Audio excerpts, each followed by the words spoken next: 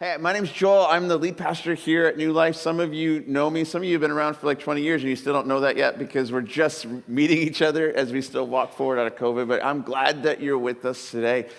You know, we want to gather together every single week as a church because we want to learn more about Jesus.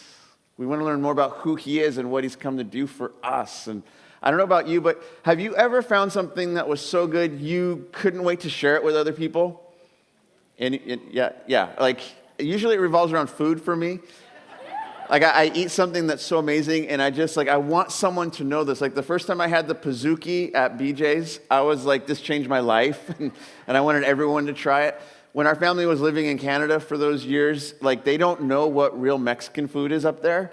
And we're like, they have this chain called Taco Time, which makes Taco Bell seem authentic. And we're like, you don't know what you're missing. You don't have an Elroy's. You don't have this good stuff. And I felt like I was just preaching the good news of real Mexican food the whole time we were up there. I wanted you to know about this. And that's how I feel about having found Jesus in my story. Like, he shows up and does amazing things. And I don't know where you're at in your journey, if you're just here checking things out, but what we want you to know is that Jesus has life for you. And we want to discover more and more of that life as a church. We're so excited. And when you begin to encounter Jesus, things begin to change. Things begin to change in you, and things begin to change for you because he is for you.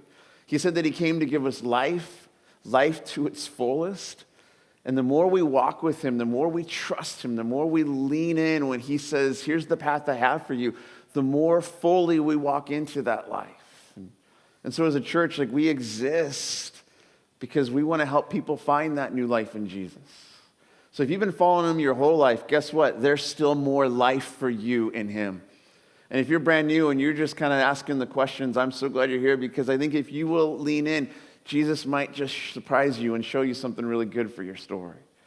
And one of the ways that you begin to see Jesus change your life and change your story is he begins to set you free from the things in life. So I don't know how many of you have struggles or issues or habits or you get hung up on stuff. Like, anyone else? Just a few of us. And yet what Jesus begins to do is not whisper shame on you. He begins to whisper freedom for you. And as we begin to follow him, he begins to set us free from all those struggles. And then he begins to do this beautiful work inside of us. He said that he put his spirit in us to transform us. It's almost like if you pick up a guitar that's out of tune and he begins to tune the guitar and our life begins to play a beautiful song. His song lives through us. And Jesus did something extraordinary in his time, not simply going to the cross. That was incredible, but we're told the story when he's having this final meal with his first followers. We're told that during this last meal with them, what we call the Last Supper. Have you ever seen the painting? Probably looked nothing like that, but that was at least trying to help us see it. But we're told he did something really amazing during that meal, that he got up and he stripped down to just like his underclothes and he grabbed a water and a towel and he went to each of his followers and he began to wash their feet. And what's so extraordinary about that is that the thing that Jesus did is what the lowest of the low, the servants or even the slaves would have been required to do in their culture in that day. Because they didn't have like clean shoes like we do. They couldn't go get pedicures like we can. Like, they had nasty feet. And Jesus went to each of his followers and began to wash their feet. And they were a little like caught off guard by this. They didn't really know how to respond.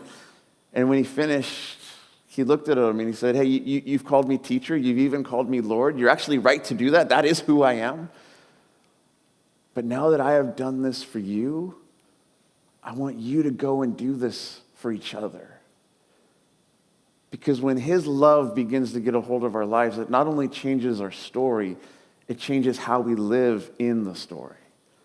And one of the greatest expressions of love that we could ever learn is how to serve other people.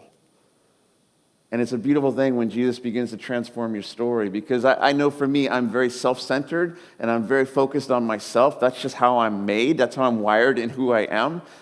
And what Jesus does is he sets us free from being hung up on ourselves. And he actually shows you want to find real joy in life, you want to find real hope, you want to find real freedom, let me get you over yourself and watch what happens when you can serve and love other people. And so one of our heartbeats as a church is to learn how to do this more and more as we follow Jesus. And so about a month ago, we had an incredible opportunity as a church to go to Mexico to go down on the Baja Strip of Mexico and to go vacationing and surfing and no, we didn't do that. Although it's fun to go and do that in Mexico.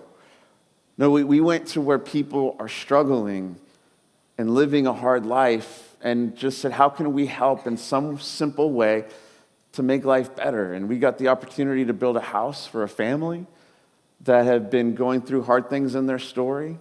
We got the ability and the opportunity to serve at a shelter place that this woman, Dorothy, has created to provide safety for women and families that are escaping abuse. We got to do all sorts of neat things, and it's because it's a heartbeat of ours as a church. We want to learn how to serve other people, and that was an expression of that. And today we want to share the adventure and the story with you, because I think it wasn't just the 19 of us that got to go and be a part of this trip. Many of you helped fund the trip or prayed for us and supported us. And so though 19 of us went on this trip, it was really the endeavor of our church in the middle of a crazy year, in the middle of COVID, to say, let's just go for it. And we got to do something fun. So we want to share that with you today. So it's a little bit of a different Sunday than we maybe normally would do, but I'm excited. So you want to see a glimpse of it? All right, so we're going to show a video, and then we're going to talk about this time together. So keep your eyes on the screen, and this is a glimpse of what we got to do in Mexico.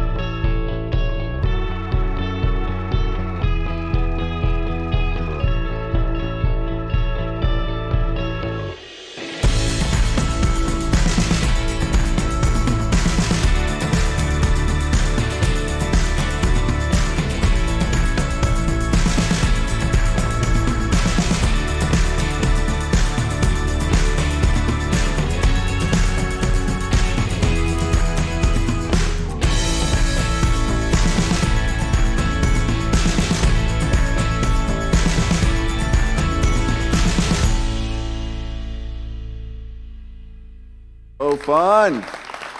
What a great time. Before I introduce we're like 20% of who got to go on the trip, and I know there's some of you in there. If you were on the trip, would you just stand up real quick so we can kind of see you and say, yes, what a great time? Not for sure. Yeah. Love it, love it. Yep. Matt Duffy, our fearless leader, he's over there. Thank you, sir, for taking us on this trip. Jeff, our build master, he's watching online right now. He said, I can't make it, but that's okay. But I want to introduce some of our team. And so go ahead. Maybe you introduce yourselves really quick. It's all right. You got to get off the cord. There we go. My name's Jimmy Thornton. Shannon Selstrom. Indy Enyart. Indy Enyart. And I'm Joel Enyart. We're related, so that was fun. Yep. But yeah, we're about like 20% of the team that got to go on this amazing trip. And we weren't even sure if we're going to be able to pull it off, like with COVID, but we're like, let's just dream and scheme and see if God's going to open doors for us. And obviously he did. That was a great time.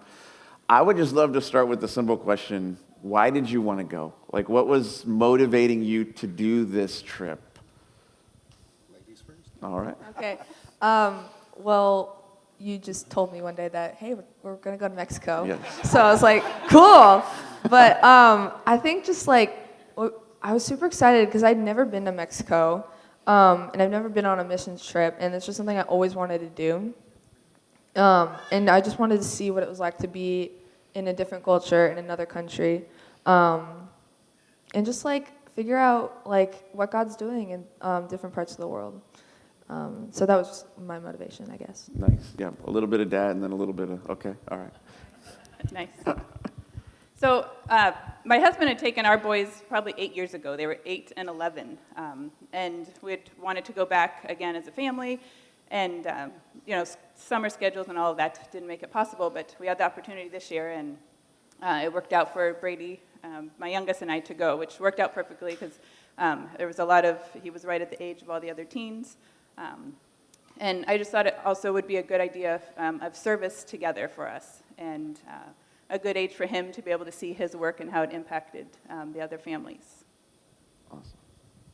Well, I want to first give a shout out to Matt and Jeff and Ron, who were in the trenches putting this together for months, literally months before we went. So thank you guys. It couldn't have gone any smoother. This was my 7th trip, and I keep saying, this will be my last one. But somehow I am drawn back to the memories of many houses we've built and the families that we got to meet and to be an integral part of their lives for the week we were there, and to see the transformations that they enjoyed and we enjoyed as well. But also, the big drive was just to be with church family that we had been missing for a year and a half, and to really get to know people that I've seen faces and some of the young kids growing up over the years, and really get to know them. And we have a great youth coming along our church here that dive in, do what needs to be done. It was fantastic. That's awesome. Yeah, I think I was so excited, not only because I hadn't done a trip like this in probably 2 decades, so I was excited to jump back in, but also, like you said, just to get to rub shoulders together with our church family, because we came and then COVID, and so we had some small connections, but it was so fun, I think, to just be in the trenches together and to be like, hey, we do like you, and you like us, and all those neat things together. And one of the things that was so impressed on me was just this natural dynamic that happened with signups. We had a lot of parents and teens that were part of this trip, so that was a really cool dynamic. But we just had a lot of fun together. Like that was so when you think of that aspect of who we got to be together on this trip, what's maybe some of the fun things that we got to do, or a favorite memory you have about what we got to share collectively? I would say maybe the piñatas, because Joel and I share a birthday, and it happened to fall on that week. And so our trip leader, I think unbeknownst to me, and maybe you, had taken Indy and Brady to the candy store and picked out these gigantic 3-foot piñatas, filled them with candy, and then we got to do the whole thing. We had blindfolds, and so it was just a fun way to celebrate our birthdays during that week. Yeah, that was fun. But they're giving us instructions at the same time, and we're like, it's like, swing, don't swing. And I'm like, I almost hit you in the head. That was, yeah. So, yes. Someone else.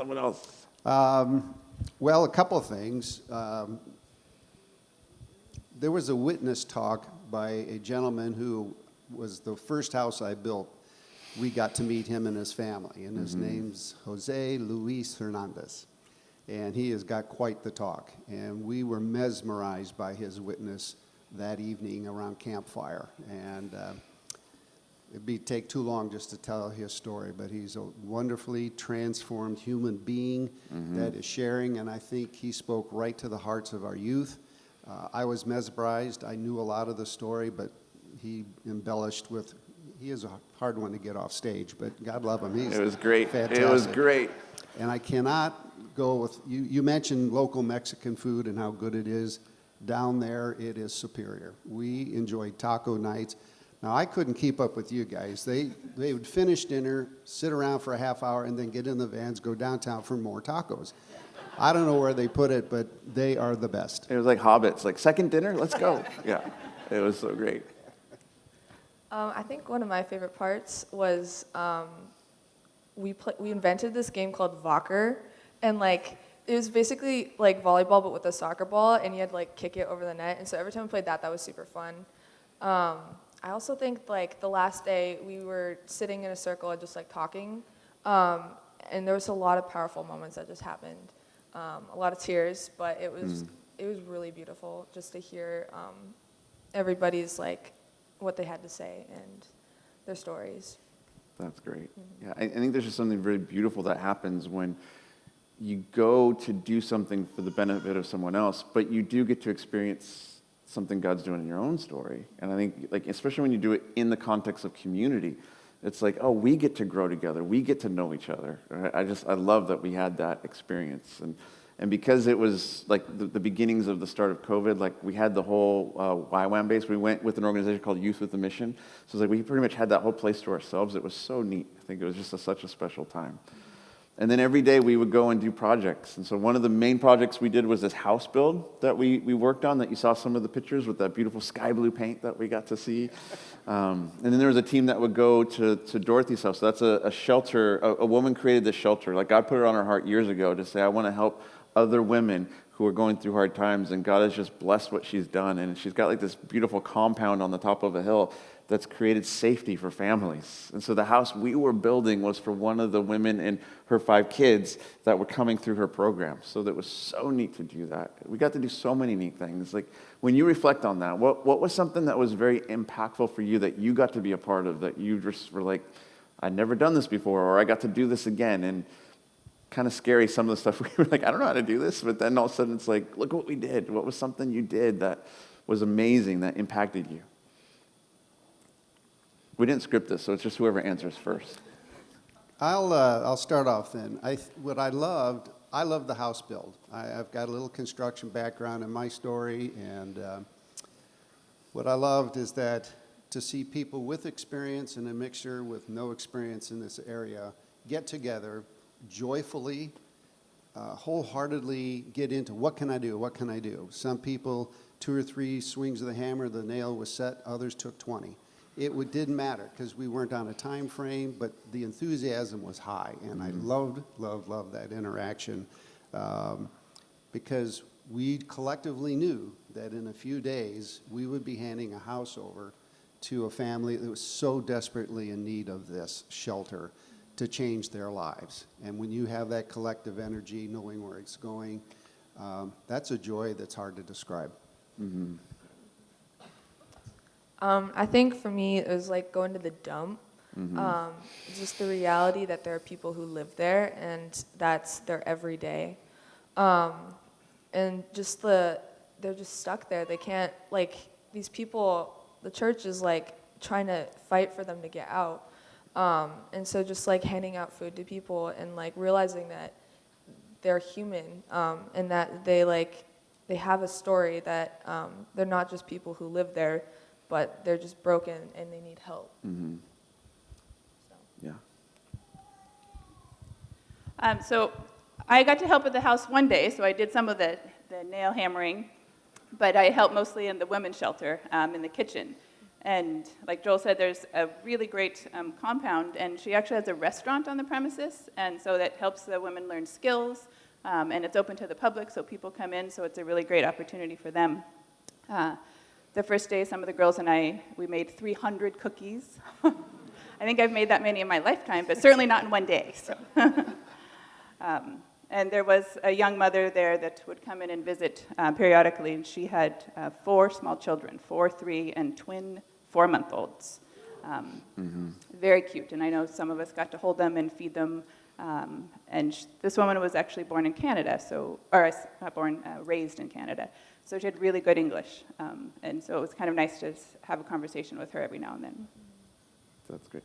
I think what was so neat is to see in this collective team just this, okay, like Matt, you kind of just like the thing, hey, just roll with it. Like, here's the plan, and then we would show up and it's like, oh, now we're doing what? And it's just roll with it. And I remember that was kind of this model that we just had to embrace, but it was so fun to see this generational spectrum of our team and people stepping into moments and owning things. And like I remember watching Uriah fixing that outhouse door so there could be a lock. And you spent like significant time doing that, but I'm like, look at how because I want to lock a door, so like you care about that aspect, and just watching our team do amazing things, seeing that these young like I kept calling them young bloods, we need you, young bloods, carry this heavy thing, and it was so great to just see them stepping up.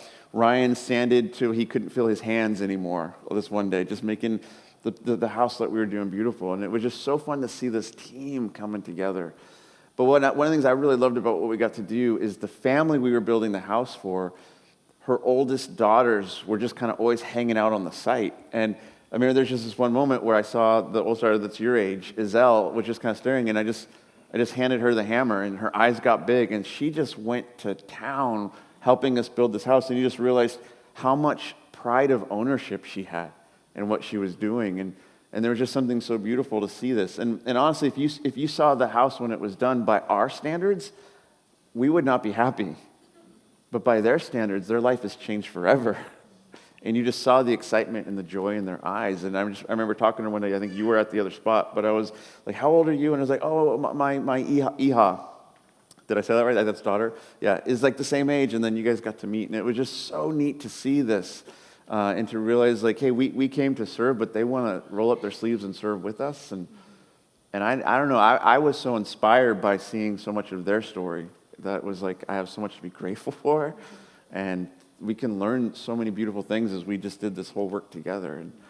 And I went down with somewhat of an expectation because I've done trips like this in my past, but I don't know, there was just this sense of like, God, what do you want to show us? What do you want to do in each of us? And as you think about what you got to be a part of, what you saw, how did God show up for you? How did he surprise you or maybe show you something new about himself or yourself or something? Because God's on the move and he was there at that part. So what did he do in your story? I wouldn't say that I was nervous, but I was keenly aware I was the only mom on the trip. So ladies, moms, we could use more of you next time. You don't have to be afraid to go. It was a great experience. All the men were great. I never felt left out. But the leader of our trip from YWAM, the organization that we partnered with, was this awesome woman who was there with her almost teen son. So that was really fun. We got to have some great conversations. So that was kind of a special thing for me. Nice. I think you saw the pictures. One had puff of smoke in it, and that was the city dump. Now, I've been there a few times. Mm-hmm. I think where God moves my heart is there's a whole community of people, albeit they're mostly drug addicts, but they're out there scraping to get whatever plastic and cardboard they can find, pile it, and then they set it on fire. And they're paid every day at night. But the next morning, the drug dealers show up and take all the money. And that's how their circle of life is. And we step in with a van full of burritos and water, and our leader, Jose Luis. There's a connection there. It's a human connection that I feel. And I am just awed that we're all just traveling on this planet, some of us in plenty, some of us in nothing. And yet we share this human heart of survival. And I am just in awe of how God orchestrates that, puts it on somebody's heart who's been down there, been in that, and has risen above to say, you know what, I need to go back and help my brethren. And they do. And it moves me every single time. And it smells bad, it looks bad, and we have to drive a ways out to get to it. But that drive out, my heart's filled. It's absolutely filled. And when we cross the border into our green lushness here, I have nothing to complain about. And I think I need to see that each and every trip. Yeah, there's such a perspective, I think, that we gain doing something like this, and we realize just how much we can be grateful. Because I think we can get so focused on just our little world, and it feels so small, and then you go and you see how others experience life, and you're like, thank you, God. I'm so blessed. And you talked about that idea, like when you're just kind of moved, and I think there's something beautiful about that. Like when God puts something on you or in you or whatever the words would be, and you just feel this sense. And I think the only thing he's looking for in that moment is a willingness on our part to say yes. Just say yes, and then watch what you get to be a part of. Watch what you get to experience. Watch how you get to be in someone else's story.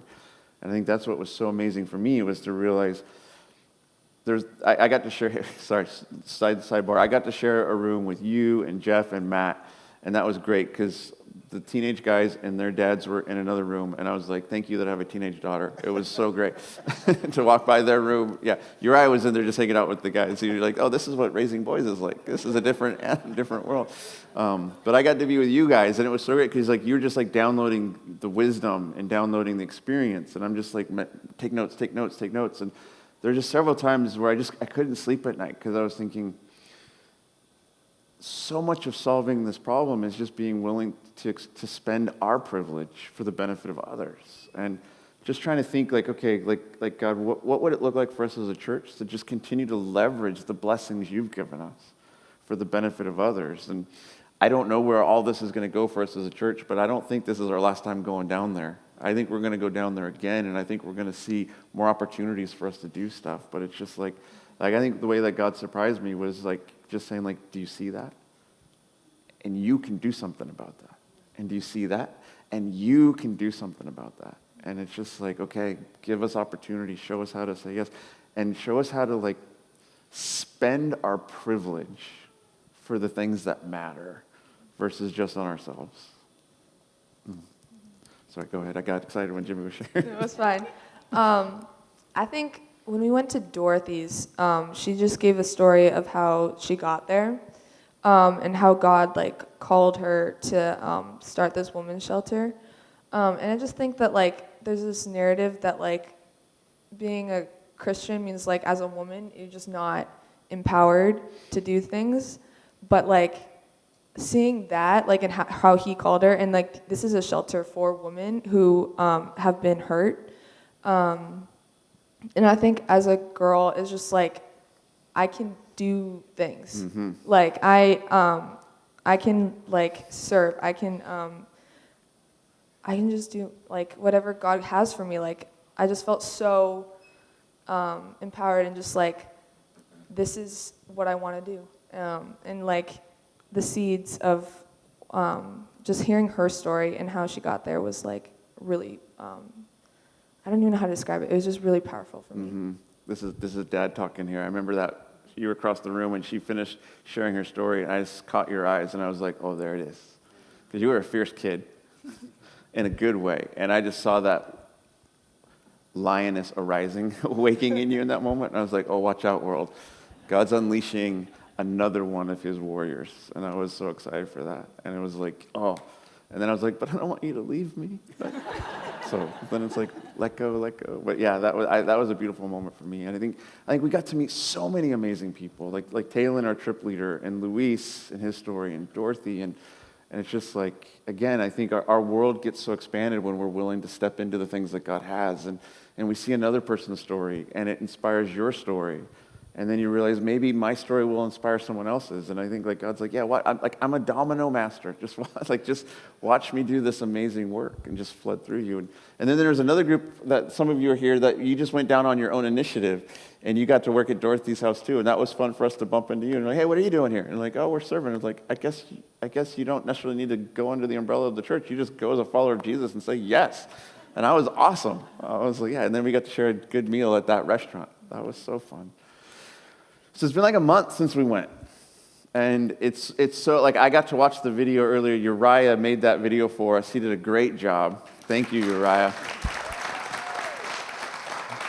The challenge wasn't to make the video. The challenge was, how do I take all the, because Daniel did a lot of the filming and pictures for us. And I remember watching the video and I was like, oh, Daniel had a camera with him the whole time. That's right. Like, we were like live streaming it almost. And it was so fascinating for me just to watch it because it brought back all those memories. Because I think it's so easy to step back into our normal and just get into our own way of being and forget, like, God's like, no, I'm doing a big story and you're a part of it. And so it's been about a month now. So how would you say this time has impacted you and it's still rippling into who you are right now?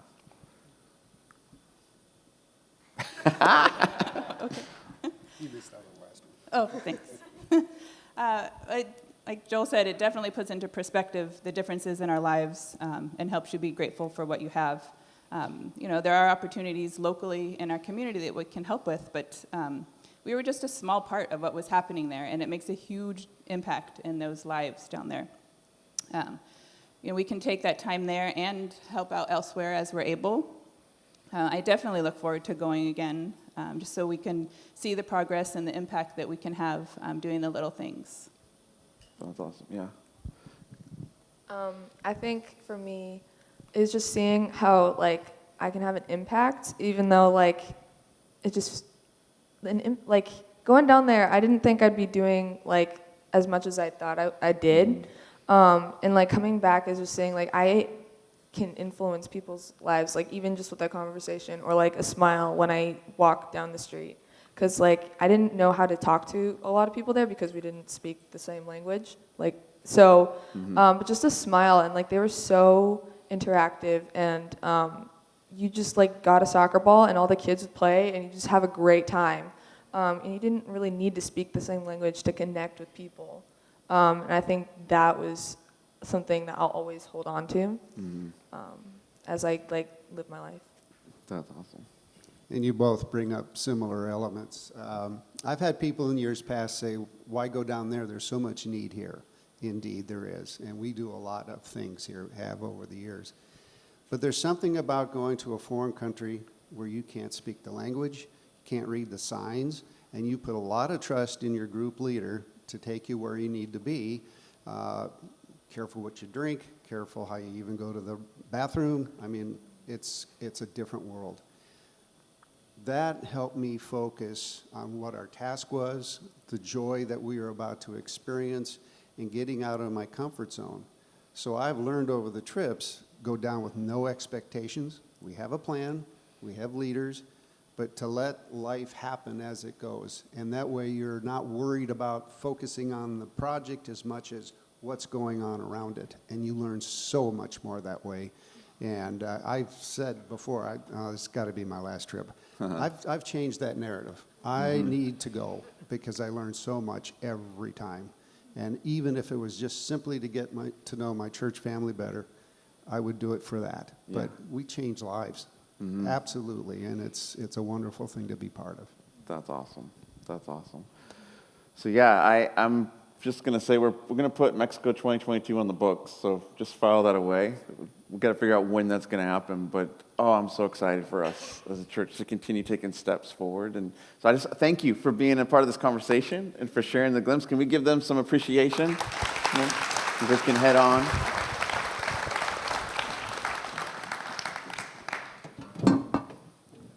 It's all right, stuff will fall, it's all good.